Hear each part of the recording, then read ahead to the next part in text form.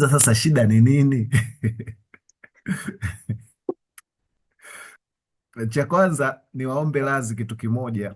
Wakati nafanya ile replay tulikuwa hatupati matokeo kwa sababu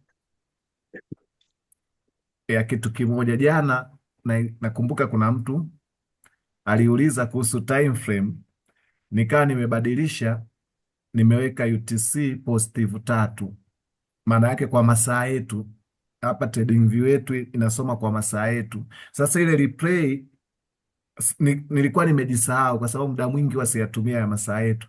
Ile kurudisha saa 2 sijui na dakika ngapi ilikuwa ni masaa yetu. Kwa hiyo ndio maana lile eneo lilionekana kana kwamba nilikuwa najua kuna news ile saa 2:30, ile ilikuwa saa 2:30 ya Marekani. Kwa hiyo narudisha masaa ya New York, narudisha masaa ya New York ili tu kwenda kupaona pale ile news ilichokifanya. Kwa hiyo kitu ambacho unaweza ukajifunza kupitia hiki ni kwamba masaa usipoya seti vizuri, jua kabisa hata matokeo utakayopata yatakuwa ni tofauti. Hii nilikuwa nimeseti hapa kwamba target yetu tunaitegemea hapa. Kuna muda ambao nilichora huku lakini imefutika nani, hii void hii hapa, new day open gap, katikati yake session ilipoanza saa 10 kamili ilipoanza, ndio session hiyo inachangamka. Ilipokuja hivi imeishia katikati.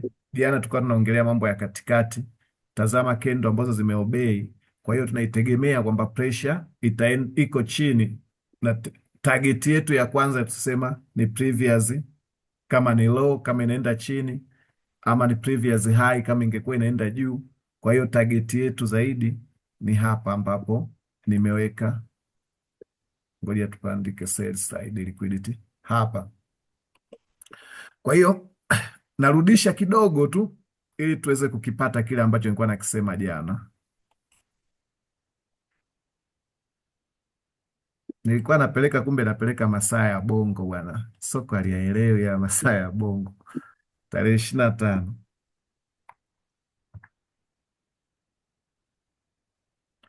saa ngapi? Saa 08.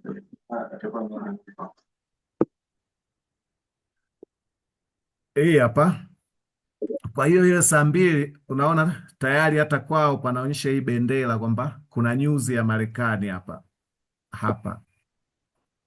Ndio maana nilikuwa nashangaa mbona TradingView kama inasaliti, haionyeshi kama news. Ile news ilikuwa na impact hii hapo.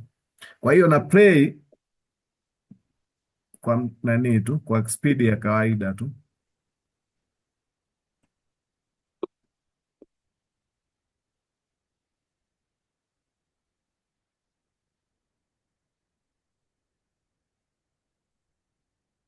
Nataka tu uone hiyo experience ya news hiyo hapo inaingia hiyo. Tumetoka hapa 39.83 mpaka imekuja 40.11, almost pips 300 ndani ya dakika moja.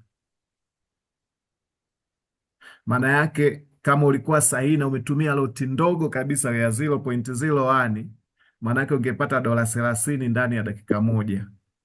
Kama umetumia loti ya 0.1 ungepata $300 ndani ya dakika moja. News hii hapa ili close hapa, kagepu ni kadogo sana. Kwa hiyo nilichokifanya nimebadili tu masaa ili kulipata tukio sahihi. Mwanzoni masaa yalikuwa nimeweka masaa ya uongo, niweka masaa ya Tanzania, masaa ya East Africa. Tunarudi sasa kwenye somo. Kulikuwa na swali jingine, Manga alikuwa unaongelea ishu kama nini, ishu kama trading nini, Fibo au ni nini? Mimi nilikuwa naongelea Fibo, lakini hata hivyo hapo Eh, kulikuwa natoa maelekezo hapo Nimeelewa. ukapata swali jingine. Hapana, nimeelewa tu zuri hapo ulivyokuwa unaichambua hiyo ya bwana Mato nani bwana Matenange hapo. Sawa. Kwa hiyo Fibo swali lake likawa limejibika nalo. Pale kwenye pale kwenye Fibo ile swali lake lilijibika, lakini pia na Mm. kingine tu nilikuwa kwenye kuseti tu, lakini saa naona unaelekea huko huko. Okay. Kwa- Pasco, swali la pili lilikuwa ni nini? Swali la pili mwalimu, Mm. Kwamba hapo kwenye Fibo, Fibo ilifanyaje? yaani kwenye MT5 nilitafuta kila kona, sikufanikiwa kuipata. Nikienda kwenye TradingView nikafanikiwa kuipata, lakini sikupata option ya kuweka zile settings ulikuwa unatuelekeza jinsi ya kuziweka. Yote yetu, ngoja tuende.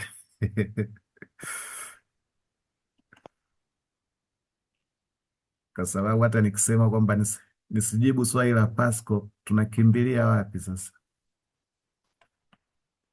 Kama Pasco hajaelewa huku nyuma, itakuwa ni useless kwenda mbele. Lakini kingine, walimu waulizeni na wenyewe kama wamekifanya hicho kitu. Wewe ungemuuliza Daudi, mbona angekusovia hilo?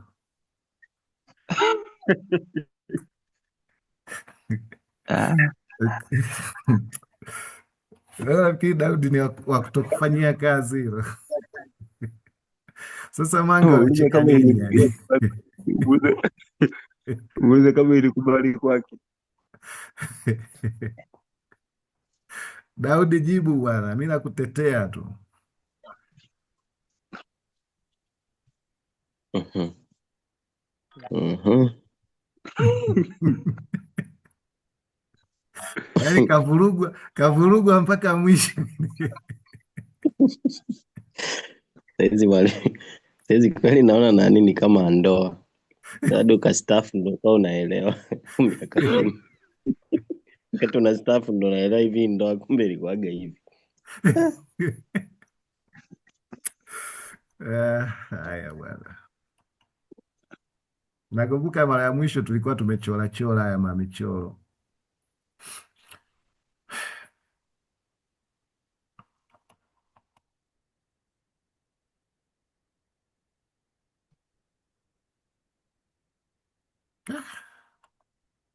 Tumii huku. Naweza ukajikuta hata nimesha sahau. Natafuta jinsi ya kufuta.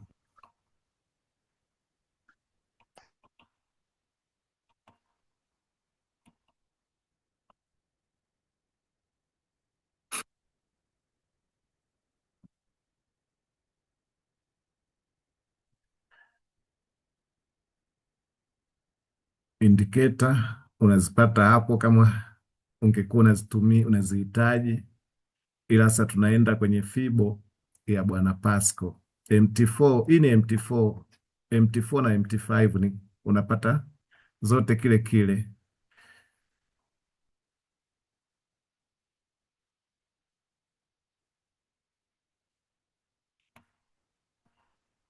Hii ndio gold yetu iko hapo sasa hivi.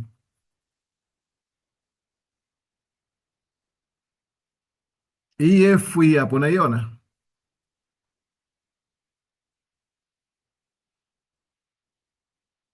Pasco, Mwalimu, ilipoandikwa F ndio kwenye fibo. elfu Mi nimeishaichukua hii hapa nishaiona sasa. eh, Kiwali, yaani huko kwako ni sahihi kuipata, eh, lakini shida inachokuja ni kwamba hichi hadi hapa hivi ndivyo screenshot hadi hichi hapa kimeonekana. eh. Kukiseti sasa, unavyokiseti wewe ndo imekuwa ni Ishu ni changamoto, maana kuipata au ishu imebidi ni kuiseti? kwenye MT5 Eh, nimeikosa kabisa, ni haipo, ipo, lakini kwenye amna F. TradingView Amna F kwenye eh, MT5. Sumuulize hata eh, nani, hata Baraka. muulize Baraka nayo hujaiona. Sasa huyo anatumia simu ndogo, atalingana na kompyuta kweli? Eti smart, hata smart kitochi nayo. Sasa sijui nani vipi. Ipo issue ni kwa nani tu wewe, ubaya mimi siwezi nikaonesha kwa simu, alafu ngoja sijui miko Mwalimu, mm. naamini asilimia kubwa wote tunaosoma kwako tunatumia simu. Waulize wameiona. Mm. Yani mimi, yani kitu Kimsingi nikikwambia, kimsingi Pasco ni kwamba naam, hautakiwi kutokujua hizi application kwenye simu, kwa sababu sio kila muda utakuwa na kompyuta. Hata mimi naweza ndio ndio. nikaingia trade kwenye kompyuta alafu nikapata dharura nikaondoka, labda niko barabarani, nitakuwa na monitor kwa njia ya simu. Kwa hiyo issue si kwamba nani simu utakiwi, hapana.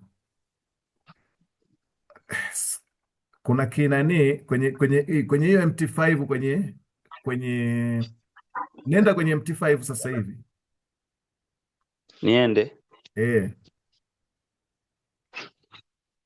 MT5, nishaingia. umeshaingia. Eh, Nataka nijaribu na wewe pamoja. ndio ndio.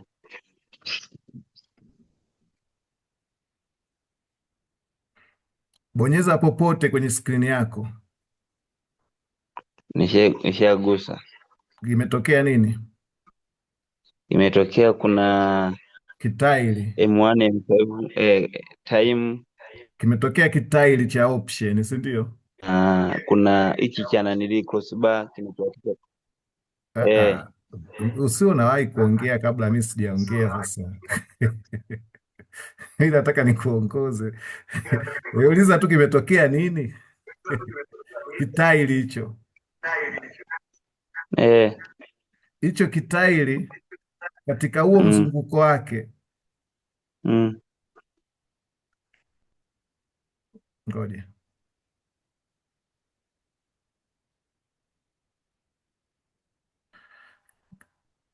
Katika huo mzunguko wake ukitoka kile kinani kialama cha crosshair, mm, ukipanda hivi juu yake kuna vialama kama vya kendo kendo, sawa? eh, Maanake kushoto kwake, mbele yake kuna mm, kialama kama kina triangle hivi, eh, kibonyeze. Ime, nishakigusa. imekuja object, ni sawa? Eh, Kwa juu kuna kialama cha kujumlisha hapo, eh, kibonyeze. gusa tayari. Shuka chini kabisa, utakuta pameandikwa Fibo. Kuna viposheni channel sijui nini nini, chini kabisa. Chini kabisa, Shusha chini kabisa. chini kabisa kuna shape imeandikwa rectangle, triangle na ellipse. Shusha, endelea kushusha. Imegoma. Imegoma vipi? Kwa sababu chini ya channel kuna wameandika gani sijui nini nini, umepaona? Chini, chini ya channel Eh, kuna gani? Yes, chini ya gani, kuna Fibonacci. chagua Fibonacci retracement.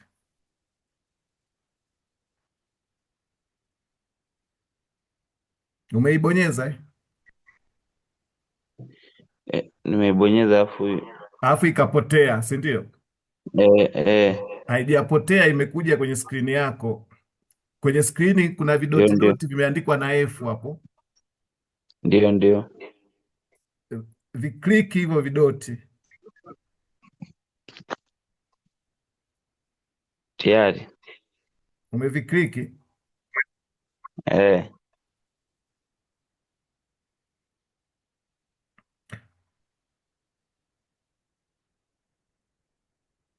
Sasa hivyo vidoti ukivikliki vinatakiwa vikupe option sasa ya kuhama, yaani kwamba uweke sasa sehemu unapopataka. Ukikliki Mhm. vibaya kitapotea, hilo utakirudia, utaenda kukichukua. Ndio. Kimepotea au kipo? Bado kipo. Bado kipo, kinatakiwa sasa nani kikupe option ya kuhama, yani kikupe kidotidoti kimstari chenye dotidoti hivi, ambacho hicho ndio unakipeleka sehemu unapotaka kupima. Kwamba nikiguse. Iguse hiyo fibo yako hiyo iliandikwa F hiyo. Kimepotea. Rudia sehemu ambayo tulivyokuwa tunakitafuta. Ukirudia safari utaikuta imejisevu. Fanya tena kama njia ile tuliyofanya. Maana nakuta ipo kwenye favorite object. Iko kwenye favorite. Ichukulie hapo hapo sasa, kwa sasa hivi utaichukulia hapo hapo. Yaani niiguse tu. Ukiigusa tu, alafu huku uje uiguse sasa kwa nani, na wewe sasa inategemea sana wewe miguso yako sasa ikoje. Uje uiguse, usiakie haipotei sasa, kama unavyotumia tu vitu vingine sasa. Ukiigusa inatakiwa ianze kunani, yani Basi mwalimu, ngoja nikuonyeshe kwa hapa ambavyo itakavyoonekana sasa kwenye skrini, kwamba nachokitaka ukiigusa hapo sasa, yaliyobaki ni Baraka atamalizia.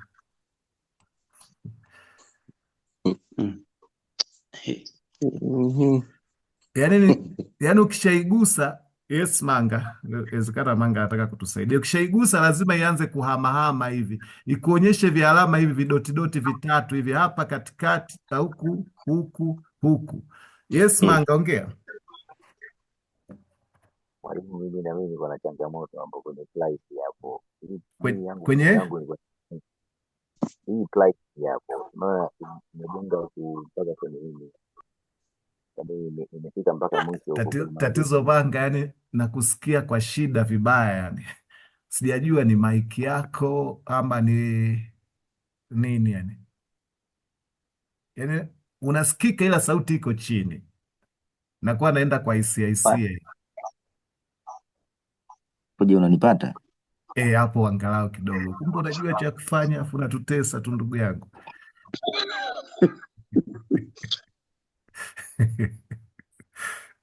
Twende. Nasemaje? Mimi nilitengeneza fibo kama hiyo hapo ambayo umeiweka hapo kwenye skrini, lakini sasa changamoto nilikuwa nakutana nayo, ndio prices zilikuwa zinakuja mpaka mwisho huko, zinafika huko kwenye namba huku, umeona. Sasa nilikuwa nashindwa hata kuirudisha, nikiweka nikiirudisha, nikiizumu nipeleke kushoto, inarudi na ifibo yake. Ndio changamoto yangu mimi ilikuwepo hapo, na mimi pia kwenye Trading View au huku kwa kawaida. Trading View, mimi nilikuwa natumia Trading View kule. Sawa, basi tutaenda Trading View, nitaenda kukujibia kule.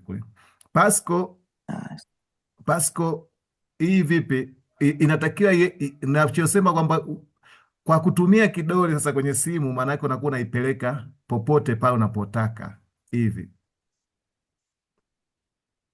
igusike, na ikishagusika itakuwa na option pia ya kuiseti. Kwa mtu anayetumia kompyuta, utaenda kwenye Fibo properties hapa, wewe kwako ukiiguse itakuletea hivi vyote hivi hapa. Mwalimu. Naam. Edi hapo hivi. Kilichobakia tu ni kuedit. Nimeona na option ya kuedit sasa tayari. Kilichobaki sasa, je, Baraka naye anaweza akaedit? Achana na Baraka, tunakuongelea wewe. Baraka angekuwa na shida angeongea. Najua baadaye ataanza kuninyamba. Kwa hiyo kwenye kuedit sasa, urahisi wa huku kwenyewe ni kwamba hapa kwenye levels ndio levels utaziingiza mwenyewe, zetu tulizokuwa tunaingiza, kwa mfano 0.05, alafu kwenye description unaandika tu Kwa mfano nikibonyeza hapa naweza nikaandika sasa vyovyote ninavyotaka sasa, kwamba 0.05 nimeingiza level, alafu hapa first level ndio hii hapa, kwenye zero hapa boundary ndio hii hapa, lower boundary kote huku, manake fibo ya huku yenyewe iko flexible zaidi. Zile extension unaziandika sasa, kulikuwa na negative ngapi, negative 1, positive 2, sijui negative hizi hapa, zenyewe unaziandika kila kitu huku, unaingiza mwenyewe. Kwa hiyo huku ni kwepesi zaidi kuliko ya TradingView. Sawa eh? Ndio. Kwa hiyo sasa unataka sasa kupima labda kutoka hapa hadi hapa, maana yake lower boundary unaiweka hapa, hapa boundary unaiweka hapa, tayari unakuwa umeshamaliza. Sasa issue extension unaiachia yenyewe sasa itakapoenda. Sawa kuu. Hapo mkuu, nishafaulu tayari.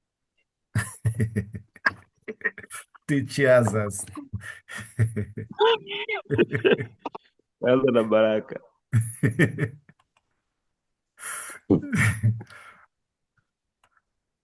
Mwalimu, Naam. huyu jamaa naamini kabisa mimi sipo darasani. Changamoto sana. Haamini kama unayajua. Manga, tumeenda TradingView kwenye swali lako sasa, naweza nikalijibu. Sawa mwalimu, sawa mwalimu. Ulikuwa unasema fibo yako inafanyaje? Mimi fibo yangu nilikuwa nikiseti hapo, yani price hiyo inakuja mpaka mwisho. Kwa hiyo nikijaribu kurudisha kuisogeza price nyuma, umeona inarudi na fibo, yani zinakuwa zote pamoja.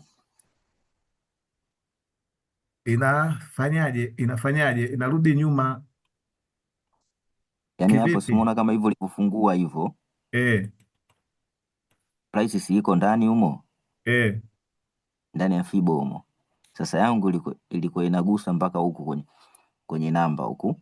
Kwa hiyo ikishagusa huku naam, huko hapo kwenye jumlisha hiyo, hicho kibao cheusi kinapozunguka hiko, nairudisha kabisa. Tutumie ile fibo ya default tu, ina kama hivi. Kwanza ilikuwa huku, si ndio? Ulianza hivi, si ndio? Niliseti hiyo, nikashindwa kuisave ikaondoka. Nikaja nikaseti hiyo ya nani ya hapa bound hiyo, pamoja na hiyo hizo ambazo ziko 4 ziko 5 hizo.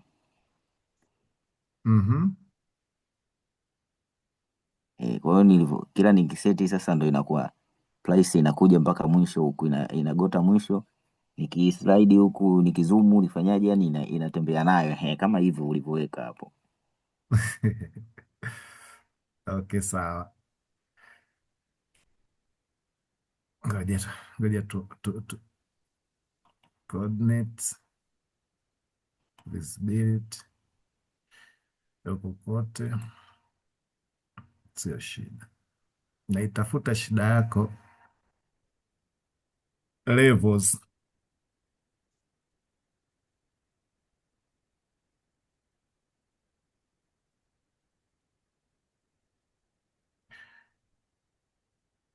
Huku kwako hiyo inaandika bei, si ndio? Kwenye prices zilikuwa zinasoma mwanzoni hapo. Nikizima hapo price haitokei, zinatokea tu hizo namba hizo. Na wewe ulikuwa unataka itokee nini? Yani shida, yani kwamba hiyo price na hapo ilikuwa haina shida, ila shida yangu mimi ilikuwa ipo kwenye kama hapa price inapokuwa ipo ndani humo, umeona, nikiseti inakuwa iko full, alafu nikijaribu kama kutaka kuitoa hiyo price kuirudisha nyuma, inasogea na hiyo nani, na hiyo chati yangu ya nini fibo hiyo. Sasa cha kufanya cha kufanya, hebu tukimaliza hapa, ama kama utaweza kuscreenshot alafu utatuma pale kwenye group letu la WhatsApp pale, nitaiona. Alafu maanake tukimaliza hii session nitaipitia ili nione inavyoonekana, alafu tunapoendelea session ya tatu nitakuwa nimejua kwamba nini unamaanisha. Inawezekana kwa maelezo sikupati vizuri, kwa sababu kile nilichokuwa na kihisi huenda sio unachokiongea. Sawa kaka? Nimekuelewa kiongozi. Aya, sawa basi, utafanya hivyo ili tupate nani chance ya kuendelea.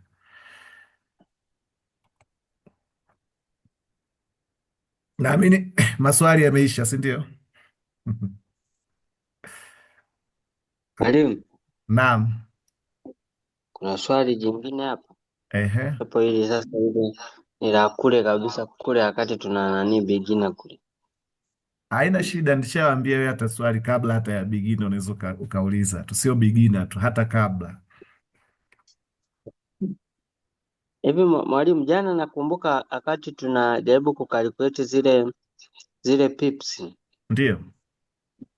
tulikuwa kwa mfano kwenye ile ambayo tulikuwa tunataka pips 100, kimsingi difference ilikuwa 10, tukazidisha na 10, Tukaongeza zero mbele. tukaongeza zero mbele. Mm. Implication yake ile ilikuwa ni nini? Unamaanisha nini kwenye implication? Yaani nilikuwa najaribu kutafuta hizo pips. Nimebishana sana na huyo kijana aliyekuwa anakuuliza maswali mengi. Yeye akawa anasema unaongeza 0.2, kwa hiyo unaweka 100. Mimi nasema 10. Hatukufikia mwafaka. Akasema basi utusaidie. Ni 0.1 kwenye hizo za kawaida, kama ukienda kwenye kuhesabu kwa kawaida ni 0.1, kwamba pale palipoonekana kama ni 10 lile ni pips 100 kwa gold. Kwa hiyo ni kwa gold tu, lakini kule kwingine kwenye kwa pea zingine za kawaida ndio nani hivyo hivyo. Nafikiri ni gold na BTC, nafikiri cryptocurrency, ambapo pips zake tunazisoma hivyo, ndio value itaenda sawa na zile zingine za kina GBP USD nini, kwamba ule ikitembea hizo ambazo ungeziona pips 10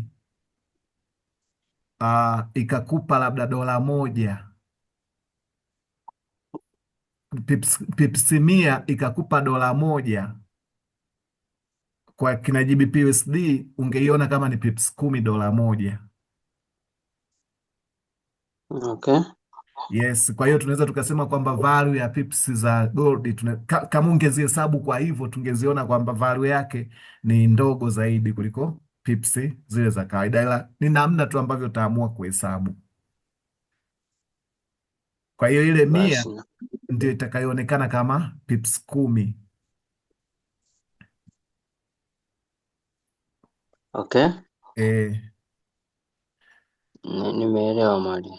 Kwa hiyo kwa mfano hapa 17 40 17 pips 20 ikishuka pips 20 itakuwa 40 15. Ndio pips 20 hizo.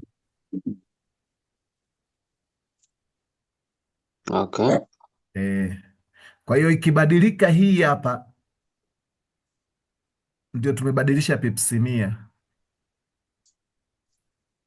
Ikibadilika hiyo 1 ikaenda 0 au ikaenda 2, tumebadilisha pips 100.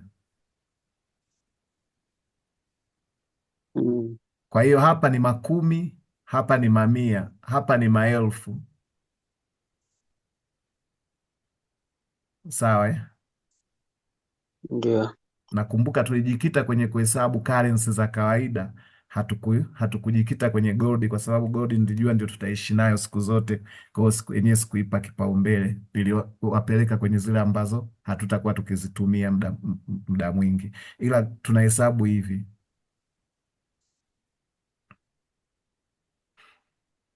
Kwa hiyo pipsi moja ni hii huku, baada ya desimali ndio pips moja, alafu hii hapa ndio pips 10. Yes, Pasco. Mwalimu, Naam. Baraka Mike, ipo hivi. Ehe. Ulichokielezea sasa hivi hapo hivi tayari tumekielewa, maana si unajua huku hivi kuna wakati tunakutana na changamoto, Baraka na bishi sana, alafu ameamua kubadilisha swali. Sasa kuna kingine ambacho tumekutana na Baraka Ndio. ni nyuma, lakini kinahusiana na by limit na by nini Na sell limit ama buy limit na buy stop. by limit na by stop. Sasa Baraka anasema kwamba by stop ni sawa na take profit na sell stop ni sawa sana nini ile inahusiana na loss na ni stop loss. Stop loss. Mimi anakuwa ananichanganya, kwa hiyo namwambiaje, mbona hii ni mjadala ambao umemaliza wiki mbili hatujafikia conclusion. Okay. Wewe unasemaje? Kwa upande wangu mimi naona ni vitu ambavyo haviingiliani. Kwa sababu navyofahamu kwamba nanilie inaitwa sell stop, sell zile zote mbili ambazo zinahusiana na sell ni kama kiingilio, yani kwamba ni ile kwamba unaweza ukaingilia kwa bei iko juu ukitegemea kwamba itashuka, ama ukiingilia kwa bei iko chini ile ukiamini kwamba itaendelea kushuka. Lakini kwenye kubai unaweza ukabai kwa bei ya chini ukitegemea kwamba itapanda, na unaweza ukabai kwa bei ya juu ukitegemea kwamba itaendelea kufanya nini, kupanda. Sawa. Hebu nimsikilize na Baraka. Baraka, unasemaje? Mwalimu. Naam. Mi nafikiri jaribu kumsikiliza huyo hadi aseme. Yani nataka kuona utofauti wenu ni nini kwanza. Wewe yani huenda Pasco sijamuelewa vizuri. Nataka kuona utofauti wa kimtazamo ni nini. Sasa wewe shida mimi hadi nishasahau tulikuwa wapi, lakini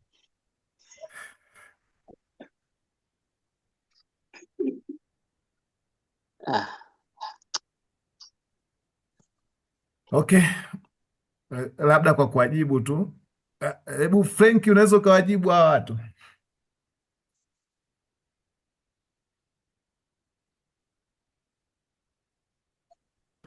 Hello? Frank. Hello? Unasikika?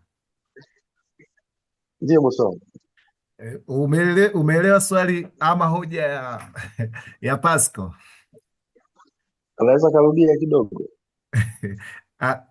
Ana nani, Baraka anamchanganya, anamwambia buy stop ni sawasawa na stop loss, ni sawasawa na take profit alafu sell stop ni sawasawa na stop loss. Ni sawa? Ni sawa Pasco? Nimeeleza sawa? Nimeeleza sawa? Sasa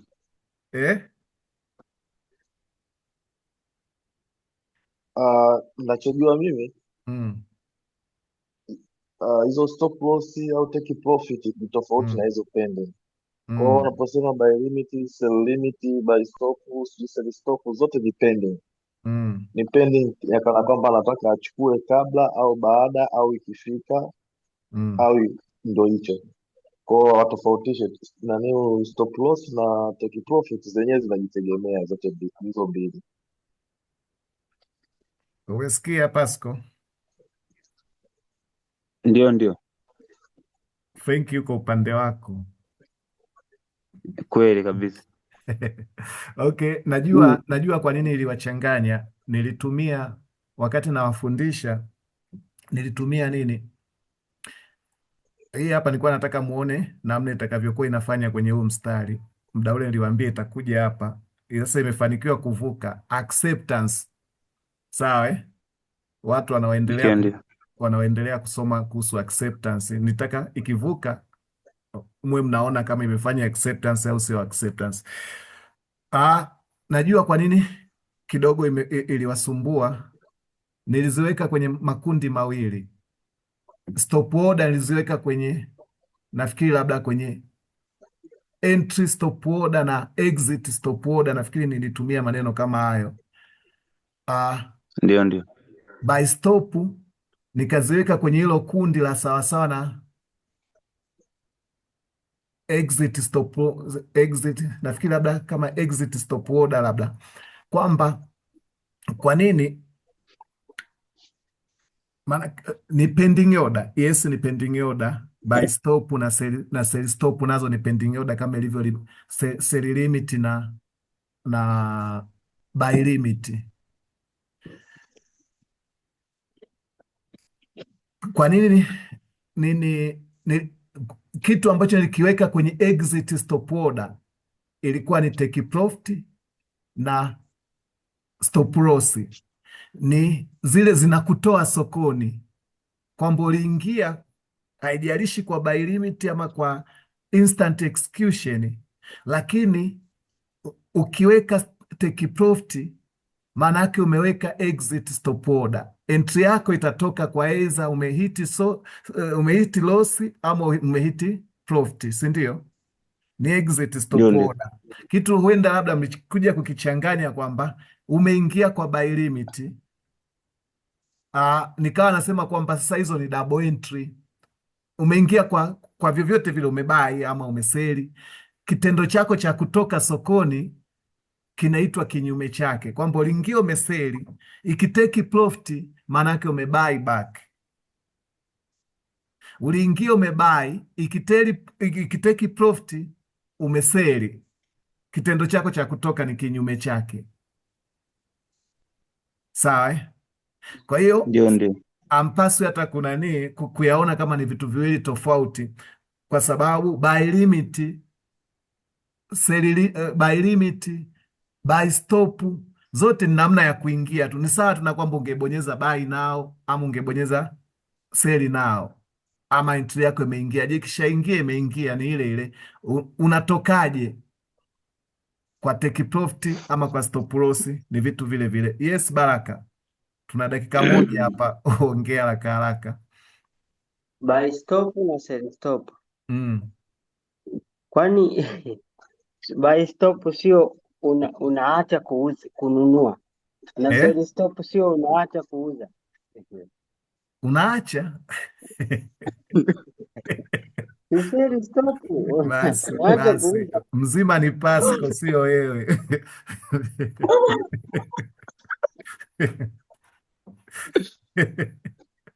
Okay.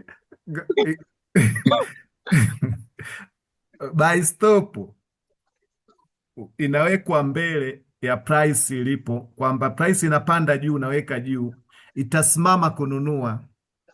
Sell stop unaweka kwa chini ya price inapoenda, itasimama, maana inapoifikia inasimama kuseli, afu inaendelea mbele. Usichukulie kwamba inaacha. Basi Pasco, nimegundua mgonjwa zaidi alikuwa nani? Umweleweshe Baraka. Umfundishe Baraka Pasco. Haina shida, atanifundisha huyu.